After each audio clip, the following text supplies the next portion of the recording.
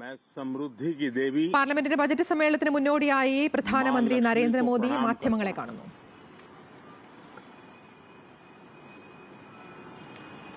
और ऐसे अवसर पर सदियों से हमारे यहाँ मां लक्ष्मी का पुण्य स्मरण किया जाता है.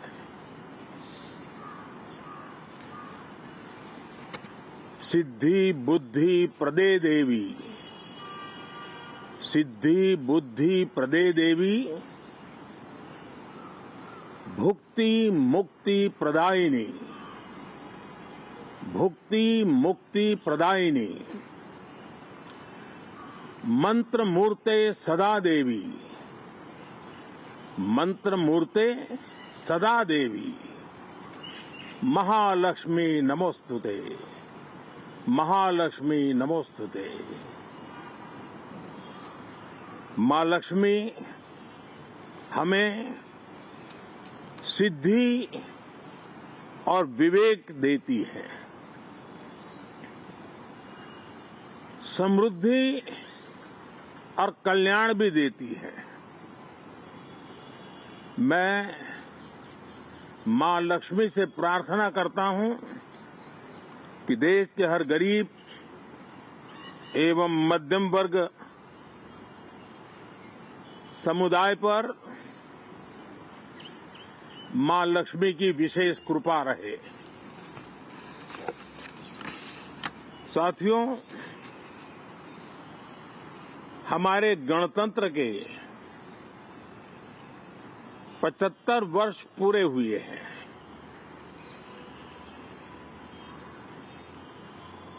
और ये हर देशवासी के लिए सर्वाधिक गौरवपूर्ण है और विश्व के लोकतांत्रिक जगत के लिए भी भारत का ये सामर्थ्य अपनी एक विशेष स्थान बनाता है.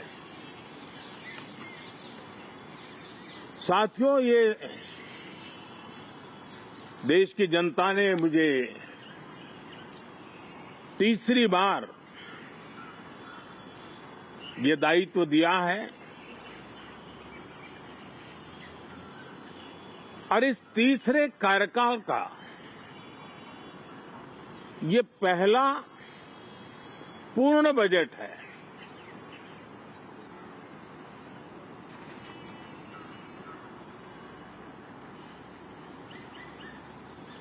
और मैं विश्वास से कह सकता हूं कि 2047 जब आजादी के 100 साल होंगे,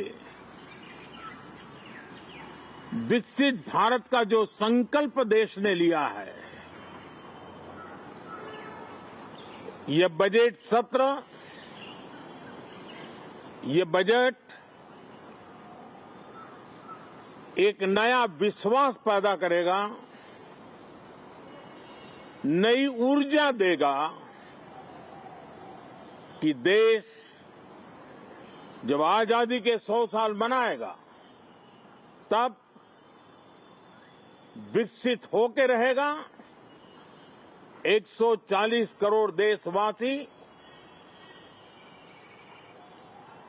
अपने सामूहिक प्रयास से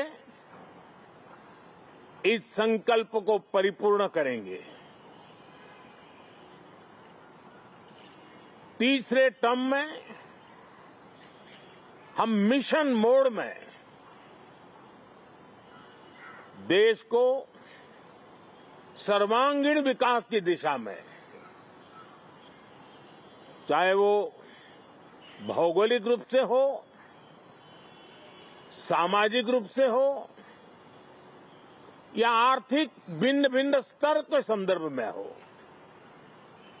हम सर्वांगीण विकास के संकल्प को लेकर के मिशन मोड में आगे बढ़ते जा रहे हैं. इनोवेशन, इंक्लूजन और इन्वेस्टमेंट, ये लगातार हमारे आर्थिक गतिविधि के रोड मैप का आधार रहा है। इस सत्र में हमेशा की तरह कई ऐतिहासिक बिल पर सदन को चर्चा होगी और व्यापक मंथन के साथ वो राष्ट्र की ताकत बढ़ाने का काम करने वाला कानून बनेंगे। विशेषकर नारी शक्ति के गौरव को पुनः प्रस्थापित करना, पंथ संप्रदाय के भेद से मुक्त होकर के हर नारी को सम्मानपूर्ण जीवन मिले, उसको भी समान अधिकार मिले, उस दिशा में इस सत्र में कई महत्वपूर्ण निर्णय लिए जाएंगे। Reform, perform and transform. जब विकास की तेज गति को प्राप्त करना होता है तो सबसे ज्यादा बल रिफॉर्म पर रहता है।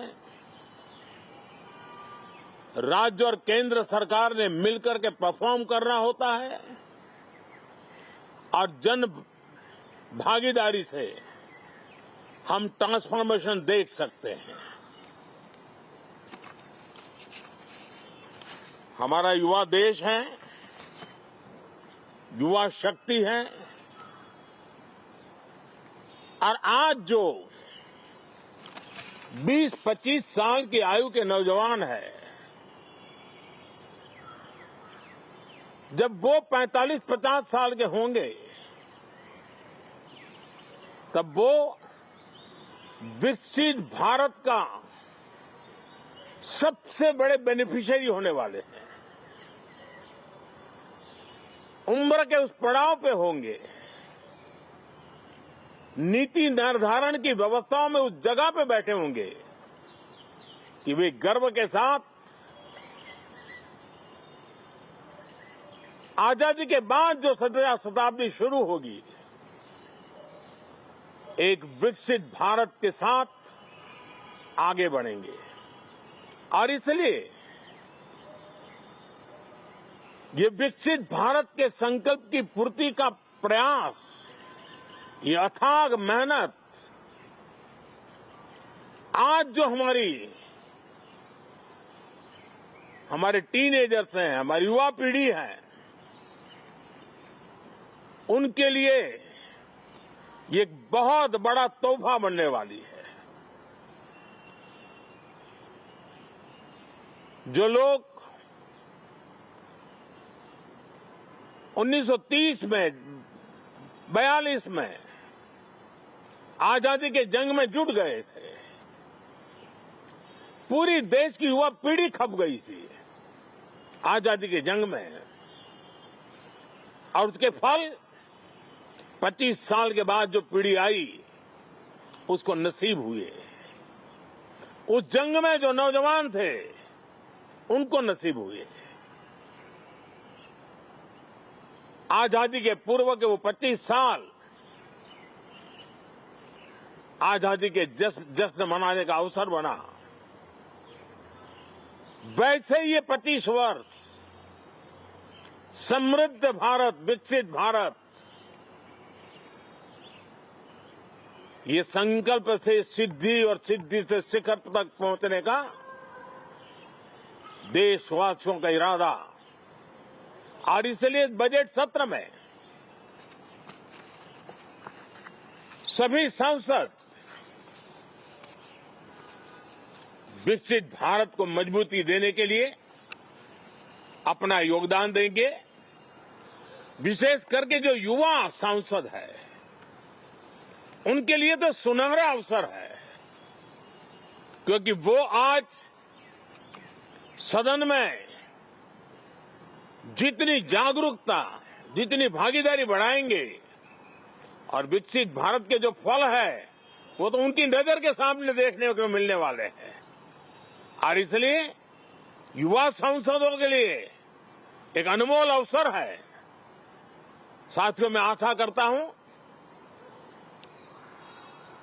कि हम देश की आशा आकांक्षाओं के इस बजट सत्र में खरे उतरेंगे। साथियों, आज एक बात आपने जरूर नोट की होगी, मीडिया के लोगों ने तो जरूर करनी चाहिए। शायद 2014 से लेकर अब तक शायद ये पहला पार्लियामेंट का सत्र है कि जिसके एक दो दिन पहले कोई विदेशी चिंगारी नहीं प्रगटी है। विदेश में से आग लगाने की कोशिश रही हुई है। 10 साल से 14 से देख रहा हूं, हर सत्र के पहले शरारत करने के लिए लोग तैयार बैठते थे और यहां उसको हवा देने वालों की कोई कमी नहीं है। ये पहला सत्र मैं पिछले 10 साल के बाद देख रहा हूं कि जिसमें किसी भी विदेशी कोने से कोई चिंगारी नहीं हुई। साथियों, बहुत बहुत धन्यवाद।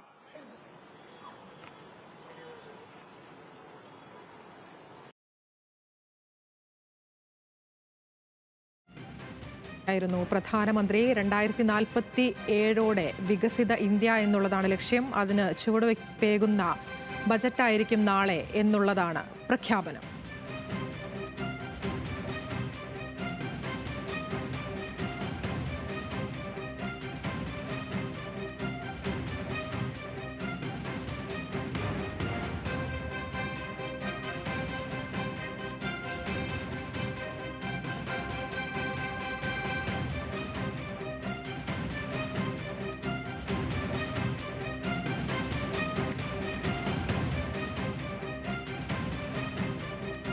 പരിഷ്കാരങ്ങൾക്ക് ശക്തി പകരുകയാണ് ലക്ഷ്യം. വികസിത ഇന്ത്യ ലക്ഷ്യം വെച്ചുള്ള ബജറ്റായിരിക്കും നാളെ ഉണ്ടാവുക എന്നുള്ളതാണ് പ്രധാനമന്ത്രി അല്പം മുമ്പ് പറഞ്ഞത്. യുവതലമുറയുടെ ലക്ഷ്യങ്ങൾ പൂർത്തീകരിക്കുക എന്നുള്ളതാണ് സർക്കാരിന്റെ ലക്ഷ്യം.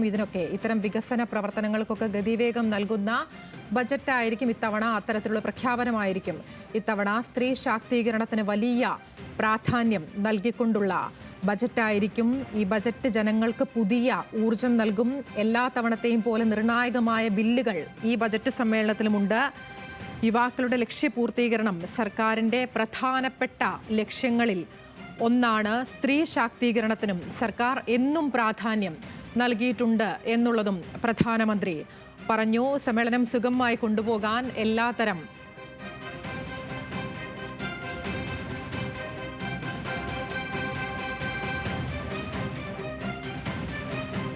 സർക്കാരിന് ഇതുമായി ബന്ധപ്പെട്ട മൂന്ന് ലക്ഷ്യങ്ങളാണ് ഉള്ളത് എന്നും പ്രധാനമന്ത്രി പറഞ്ഞു.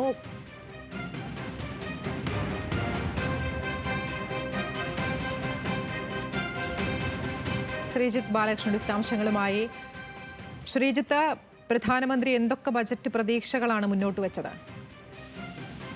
അതിന് തീർച്ചയായും വലിയൊരു പ്രഖ്യാപനമാണ് ഇന്ന് പ്രധാനമന്ത്രി ബജറ്റ് സെഷന് മുന്നോടിയായി നടത്തിയിട്ടുള്ളത്. അതായത് ചരിത്രത്തിൽ നിന്ന് നാഴികക്കല്ലാവുന്ന വലിയ നിർണായകമായ ബില്ലുകൾ ഈ പാർലമെന്റിൽ അവതരിപ്പിക്കും എന്നൊരു പ്രഖ്യാപനമാണ് അദ്ദേഹം നടത്തിയിട്ടുള്ളത്. അത് തന്നെയാണ് ഇന്ന് മോദി മാധ്യമങ്ങളോട് സംസാരിക്കുമ്പോൾ ഏറ്റവും നിർണായകമായിട്ടുള്ളത്. കാരണം ഇനി നമുക്ക് മുന്നിൽ വരാനുള്ളത് വൺ ഇലക്ഷൻ ബില്ലടക്കം വരാനുണ്ട്. വഖഫുമായി ബന്ധപ്പെട്ട ബില്ലുകൾ അവതരിപ്പിക്കാനുണ്ട്. ഇതെല്ലാം ഈ രൂപത്തിൽ ചരിത്രത്തിൽ നാഴികക്കല്ലാവുന്ന ബില്ലുകൾ പാർലമെന്റിൽ അവതരിപ്പിക്കും എന്ന് തന്നെയാണ് മോദി പറഞ്ഞിട്ടുള്ളത്. അതോടൊപ്പം തന്നെ ഏറ്റവും ശ്രദ്ധേയമായത് മൂന്നാം മോദി സർക്കാരിന്റെ ആദ്യ പൂർണ്ണ ബജറ്റ് ആയിരിക്കും. അതുകൊണ്ട് തന്നെ ഈ ബജറ്റിലായിരിക്കും ഒരുപക്ഷെ ഏറ്റവും വലിയ പരിഷ്കരണങ്ങൾ, ഏറ്റവും വലിയ രാജ്യത്തെ പുതിയ പരിഷ്കരണങ്ങൾക്ക് തുടക്കം കുറിക്കുക ഈ ബജറ്റിലായിരിക്കും. ഈ ബജറ്റിലെ പ്രഖ്യാപനങ്ങൾ അതിനനുസരിച്ചുള്ളതായിരിക്കും. അതിനനുസരിച്ചുള്ള പ്രവർത്തനങ്ങളും പരിവർത്തനവും ഈ ബജറ്റിൽ പരിവർത്തനത്തിനുമുള്ള നിർദ്ദേശങ്ങൾ ഈ ബജറ്റിൽ ഉണ്ടാകും. അതുകൊണ്ട് തന്നെ രാജ്യത്തെ സ്ത്രീകൾക്കും യുവാക്കൾക്കും മുന്തിയ പരിഗണന നൽകുന്ന നിർദ്ദേശങ്ങൾ ഈ ബജറ്റിൽ ഉണ്ടാകും എന്ന് തന്നെയാണ് പ്രതീക്ഷിക്കുന്നത്. പ്രധാനമന്ത്രിയുടെ പ്രഖ്യാപനവും ഇന്ന് മാധ്യമങ്ങളോട് സംസാരിക്കുമ്പോൾ അദ്ദേഹം അല്ലെങ്കിൽ ഊന്നൽ കൊടുത്തതും അത്തരം കാര്യങ്ങൾക്കാണ്. രാജ്യത്ത് പരിഷ്കരണവും ആ പരിഷ്കരണത്തിന് ആവശ്യമായ പ്രവർത്തനവും അതിനാവശ്യമായ പരിവർത്തനവും ഉണ്ടാകുമെന്ന പ്രഖ്യാപനമാണ് അദ്ദേഹം നടത്തിയിട്ടുള്ളത്. ഒപ്പം രാജ്യത്തെ യുവാക്കളെ ശാക്തീകരിക്കാനുള്ള നിർദ്ദേശങ്ങൾ ബജറ്റിലുണ്ടാകും എന്നുകൂടി പറയുന്നുണ്ട്. രാജ്യം ഏറ്റവും കൂടുതൽ പ്രതീക്ഷയോടെ കാത്തിരിക്കുന്ന ഒരുപക്ഷെ നികുതി പരിഷ്കരണത്തിൽ അല്ലെങ്കിൽ നികുതിയിൽ ഉണ്ടാകുന്ന ഇളവുകളായിരിക്കും ഈ ബജറ്റിൽ ഉണ്ടാകുക എന്ന പ്രതീക്ഷയാണുള്ളത്. ആ പ്രതീക്ഷ നിലനിൽക്കുമ്പോൾ തന്നെ രാജ്യത്ത് പുതിയ രൂപത്തിലുള്ള പരിഷ്കരണങ്ങൾ ഉണ്ടാകും എന്നൊരു പ്രഖ്യാപനം കൂടി മോദിയുടെ ഭാഗത്തുനിന്നുണ്ടാകുന്നു.